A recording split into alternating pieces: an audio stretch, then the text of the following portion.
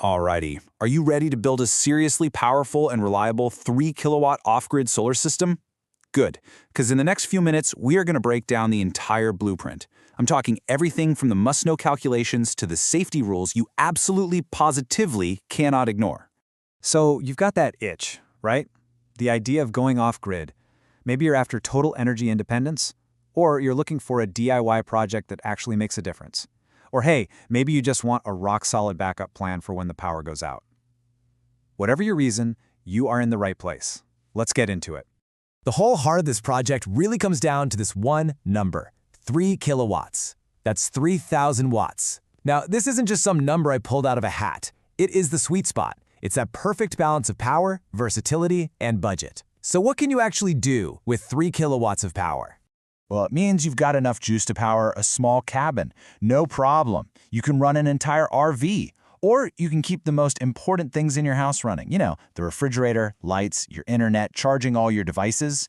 This is the kind of setup that gives you real, tangible freedom. Okay, let's dive into the core of how this all works. You know, at its heart, every solar system is basically the same. Your panels, they generate DC power from the sun.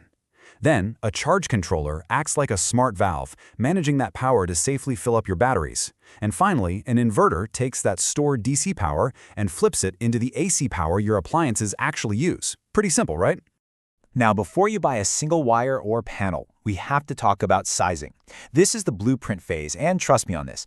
Getting the math right is the single most important step. It's what separates a system that works like a dream from one that's a constant headache. No guesswork allowed here. First up, let's get a key term out of the way, depth of discharge, or DOD. The easiest way to think about it is like the gas tank in your car. It's how much of the battery's energy you use before you recharge it. For modern lithium batteries, an 80% DOD is super common and safe. It just means you leave 20% in reserve to keep the battery healthy for a long, long time. And this number, it's vital for our next step. So the big question, how big does your battery bank actually need to be? Well, this simple formula tells us exactly that. You just take your total daily energy use in watt-hours and you divide it by your battery voltage multiplied by that depth of discharge we just talked about. Let's see what that looks like with real numbers. Okay, let's plug it all in. We need 3,000 watt-hours a day. We're building a 24-volt system, and we're using that safe 80% depth of discharge. You do the math, and boom, you need a 156 amp-hour battery bank. See that? The math just takes all the guesswork right out of the equation. So we know the size of our energy storage. Now, how do we fill it up with sunshine? That brings us to our solar panels, the PV array. And the formula is pretty similar. You take that daily energy goal and you divide it by your peak sun hours, which is basically how many hours of strong direct sun you get. And you factor in the efficiency of the charge controller, which is usually around 95%. Let's do the math again. We've got our 3,000 watt-hour goal. Let's assume we get about 5 good sun hours a day. And we've got that 95% efficiency. And we need about a 632-watt solar array. And just like that, you know exactly what you need. Something like 2 320-watt panels would get you there perfectly. Okay, our blueprint is done. The math is solid. Now it's time for the fun part, the actual hardware.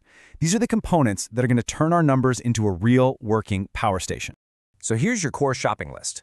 You're going to need your solar panels, an MPPT charge controller, which is the smart kind, those amazing long-lasting LiFePO4 batteries, a 3 kilowatt inverter for all your regular household stuff, and of course all the correctly sized wiring and essential safety gear like fuses and breakers.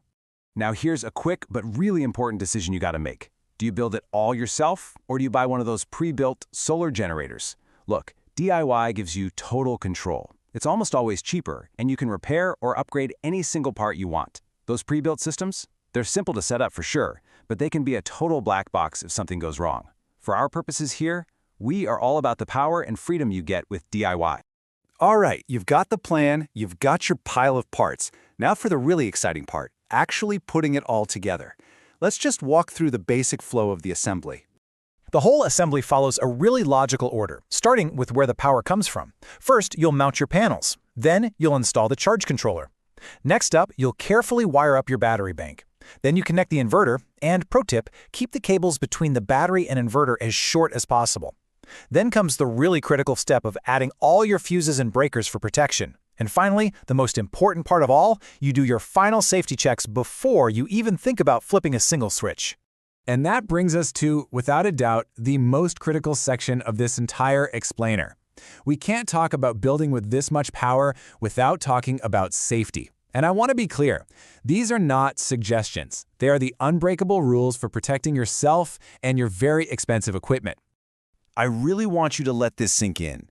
Safety is not optional. It protects both you and your investment.